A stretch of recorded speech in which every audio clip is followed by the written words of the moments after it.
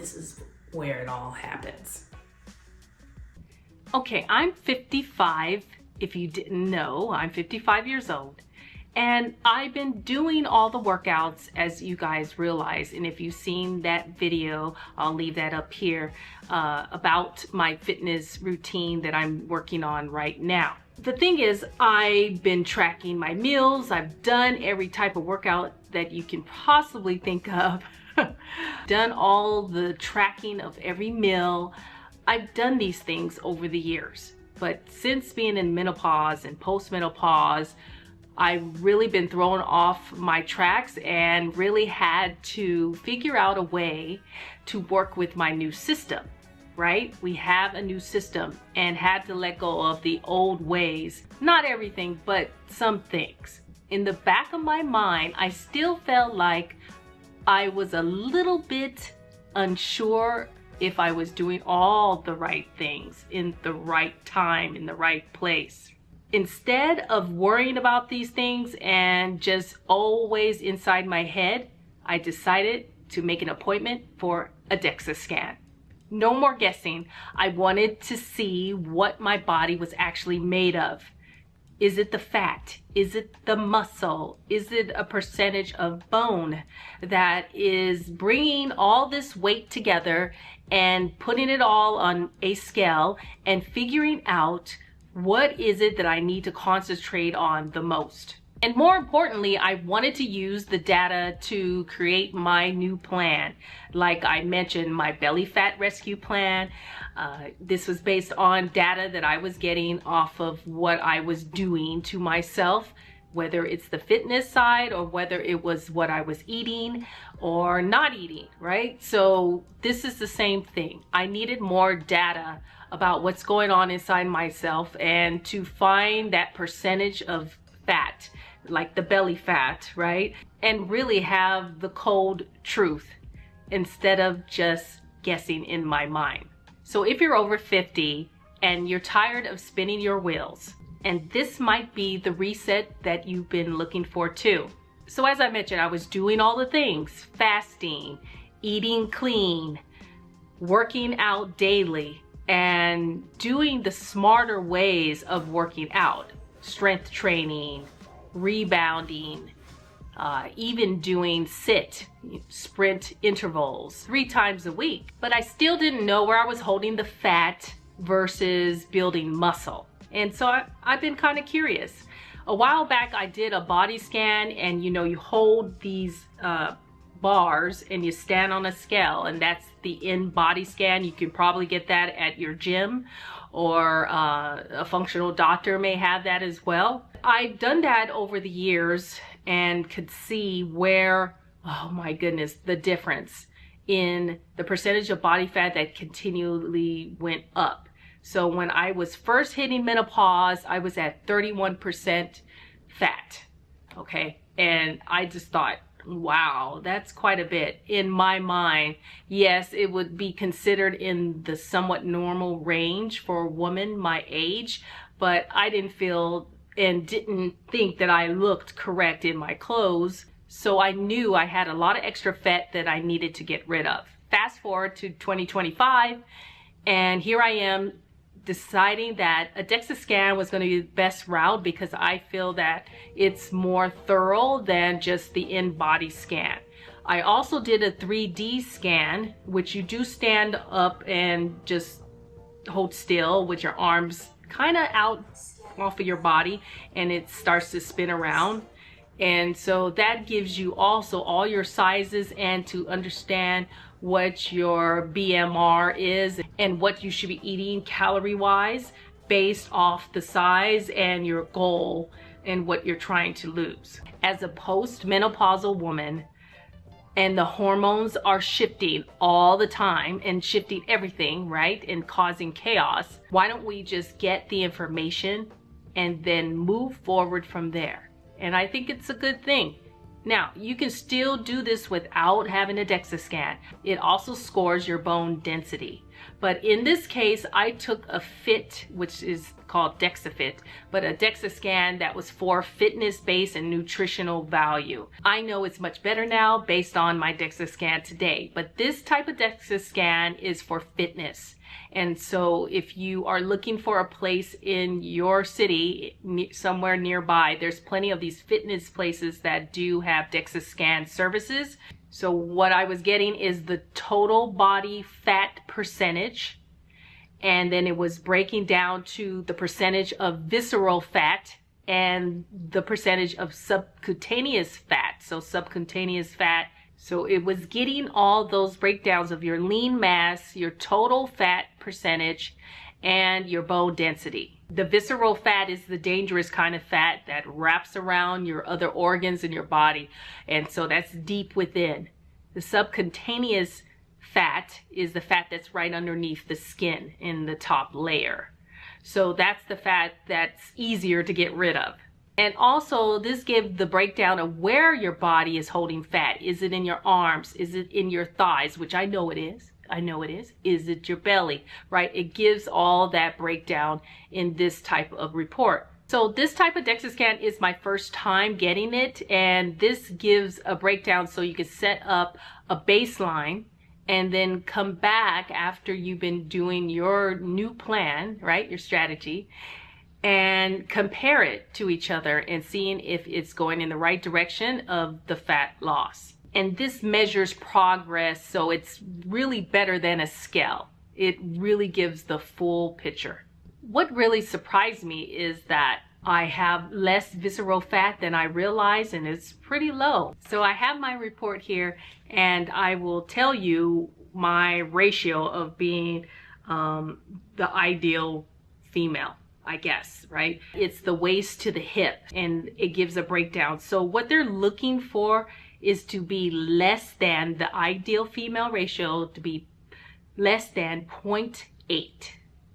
And what I'm showing in my percentage is a 0.76. So I under the 0.8, which is ideal. And that's where is a good thing, where I should be. Estimated visceral adipose tissue that I have is, and they want you to have less than 1 pound of visceral fat tissue in your body.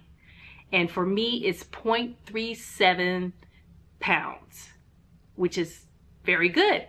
And I was very surprised by that because I thought I had way more visceral fat in my waistline, my belly fat, obviously. So my total body fat of my whole body, and this breaks it down by your legs, your arms, your trunk, torso, everything, and all the percentages here of body fat, your lean, muscle, all that. Okay, but I'm just trying to skip to the good part, and bottom line is my total body fat is 29.5%. Now, and to me, that also was a surprise. I thought it was a little high. But then when I went back to my in-body scan that I did 3 years ago, that was at 31%. So I came down, 1.5%. So I'll take it. But really my goal is to be about 25 to 24%. I would like that. That's ideal. And I don't think it's impossible. So that's what I'm working towards. And then you have a lovely person at the end of this, and they really break down and explain the report in layman's terms for you. Image. So this image is just describing the difference between visceral and subcutaneous fat. Visceral fat is shown there in pink. It's the internal fat that surrounds our organs. And in blue, we have subcutaneous fat. That's all the external fat tissue that is located on the outside of our body. And so this reference image corresponds with the data at the bottom, where we have pre-indicators of disease. The first that we have here is the waist to hip ratio, which is a health metric identifying subcutaneous fat in the waist to hip region, the fat we're just talking about. Ideally for women, we'd like to see their ratio less than or around 0.8, so you're within healthy range and at the lowest health risk. That's exactly what we're seeing. Okay. Yeah. Yes. Okay. And then here at the very bottom, we have visceral fat. We want this number less than 1 pound overall. still falling within healthy range. Oh, okay. So overall, these are really some of the most important metrics when it comes to the Dexa scan, because it reflects overall health or overall health risk. Yes. And you're looking awesome in both categories. Oh. But like we talked about, there's always room for improvement, but whatever you've been doing has definitely worked in your favor. These are the kinds of numbers that we want to see. Right. Yeah. So this is what I learned from it all. I mean, what is this in regular terms? But it's a cool test to take, and you have to see this for yourself. So I wasn't eating enough protein to really support my muscle. And that's where I knew I need to kick up my routine in my diet, which I did in the last couple of weeks. I've been doing that, and see where that's helping with the support. So in 3 months, say, I think about 3 or 4 months, I'm coming back to do a new test, and I'll give you those results once that happens, and to see if there's a difference with my diet change. The other thing I also figured out is that I need more recovery time, not more intensity of the fitness routine that I'm doing. So if I feel tired, then and feeling like I have to push myself into another strength training, that's probably not the right thing to do, and just to take the break and actually rest, because you know and I know that sleep and rest to make sure that you're recovering well, and then you can really be explosive in your next strength training routine and really benefit from it the way you should. The other thing is walking plus weightlifting is the right combination. My Dexa scan says so. And that's what I think I'm gonna go and continue on with the daily walking routine that I have. But you know, it's a mental thing as well, but it does help your bone density. And my bone density was getting better than what I saw on my last report when it was showing the osteopenia. And what I also know is that fasting still works. You just have to time it correctly with your meals. Really look forward to your macros, meaning prioritize the protein when you're coming out of a fast as well. I have to continue to be gentle with the fasting and not necessarily pushing a bunch of 24-hour fasts, which was good when I was really trying to get off last few pounds. But now that I'm shifting and just working on fat loss in general, not worried about the scale, I'm not worried about my weight itself, because I could still stay the same weight and could still drop a size in pants, because my inches is what I'm losing when it comes to fat loss. So my meal timing for me is, as you know from my last video, is breakfast, and that I eat earlier in the day, and I cut off my eating time 3 hours before bedtime. And that is what is working. And I think you will see a difference if you shift it around and change it around.